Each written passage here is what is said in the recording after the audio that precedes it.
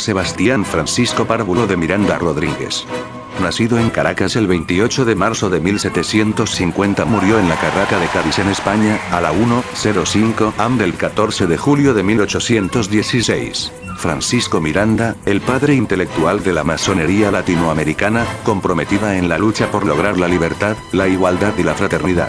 Hombre universal, soñador y ejecutor de grandes proyectos libertarios en su tiempo.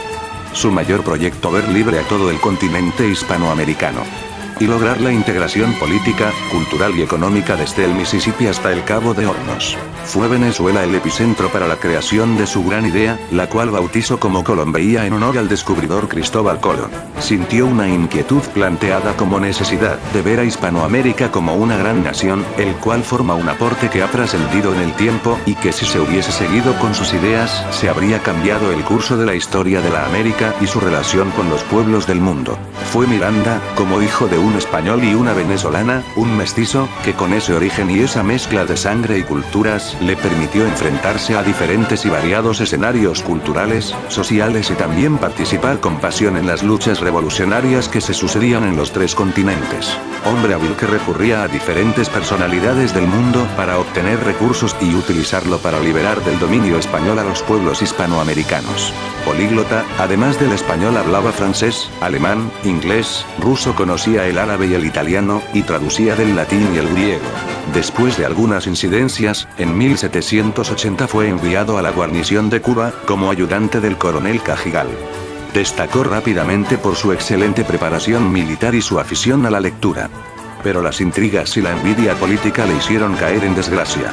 Lo acusaron por su actuación en Jamaica, donde dicen que pronunció discursos para incitar a la libertad de las colonias españolas. Cargado de grillos, en 1782, fue enviado a la cárcel de La Habana, pero gracias a la mediación y ayuda del comandante de la guarnición y amigo personal, el coronel Cajigal, logra salir airoso de esta situación, partiendo inmediatamente hacia los Estados Unidos de Norteamérica. Al tiempo de haber llegado, se instala en Filadelfia, donde gracias a su dominio del idioma inglés, y sus ideas republicanas, conoce y entabla una gran amistad con los generales Washington y Lafayette, uniéndoseles a su gesta libertaria que ya habían iniciado en contra de la corona británica. Varios historiadores masónicos norteamericanos y franceses aportan valiosa información sobre la actividad masónica del caraqueño Francisco de Miranda, de quien aseguran que se inició en 1783, en una logía de Filadelfia, muy frecuentada por el famoso general francés Lafayette. No hay datos sobre el día y el mes.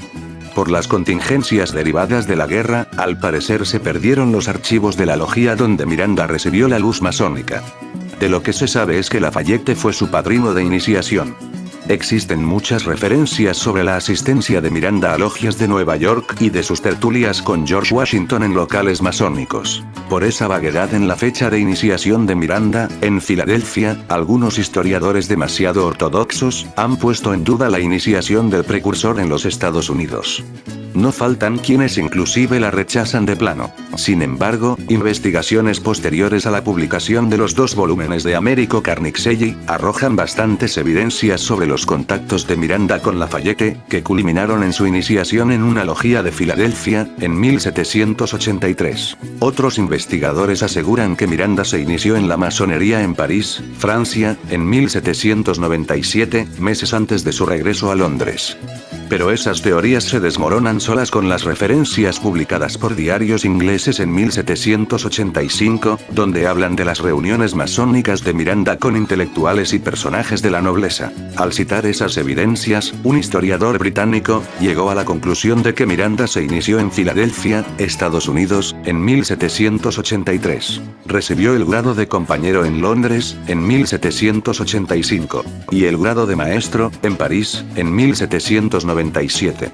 Esa cronología parece la más ajustada a la verdad, ya que guarda relación con el periplo del precursor por esos países. El regreso a Europa. Una vez vencidos los ingleses, y luego de haber reconocido la independencia de sus colonias en Norteamérica, decide seguir su camino, partiendo de nuevo a Europa, en donde hizo derroche de valor y de sus dotes de gran estratega militar, en todas las campañas en las que participó. En 1785, la presencia de Miranda en Londres fue resaltada por la prensa británica. Se lo presentó como infatigable campeón de la libertad. Su nombre adquirió prestigio. frecuentaba los salones de la realeza y se codeaba con los más brillantes intelectuales. Con ansias de glorias y deseoso de acumular experiencia y conocimientos, visitó Holanda, Alemania, Italia, Grecia, Francia, Dinamarca y Polonia. En 1787 llegó a San Petersburgo, la fastuosa ciudad de la nobleza rusa. Allí fue presentado a Su Majestad Imperial, Catalina II. El porte gallardo y los modales refinados del militar venezolano llamaron la atención de la poderosa Catalina, quien se enamoró de él, llenándolo de halagos y condecoraciones. Miranda vistió el uniforme de oficial del ejército zarista, disfrutó del esplendor de la corte y recibió el grado de coronel del ejército de coraceros de San Petersburgo. Pero ávido de nuevas aventuras y con el deseo de organizar la lucha por la independencia de Venezuela, volvió a Londres en 1790. Sus gestiones para conseguir la ayuda de la corona británica fueron infructuosas. El gobierno inglés, debido al tratado firmado en el Escorial, evitaba a toda costa la posibilidad de un conflicto con España. En 1791, Miranda tomó parte activa en la Revolución Francesa. En París, él se hizo amigo de los girondistas Jacques-Pierre Brissot y Jérôme Pétion de Villeneuve, y sirvió brevemente como general en la una sección del ejército revolucionario francés que luchó en la campaña de 1792 para conquistar los Países Bajos, llegando al grado de mariscal de Francia, bajo el mando de Charles-François Dumouriez. Arrestado varias veces durante el reinado del terror, Miranda fue amenazado con ser deportado después de una medida del directorio de la monarquía y los girondistas. A pesar de todo, su nombre permanece grabado en el Arco de Triunfo que fue construido durante el Primer Imperio, la Gran Reunión Americana. En 1798, regresó a Londres, donde fundó la logia La Gran Reunión Americana. Febrilmente trabajó para preparar la expedición libertadora de Venezuela.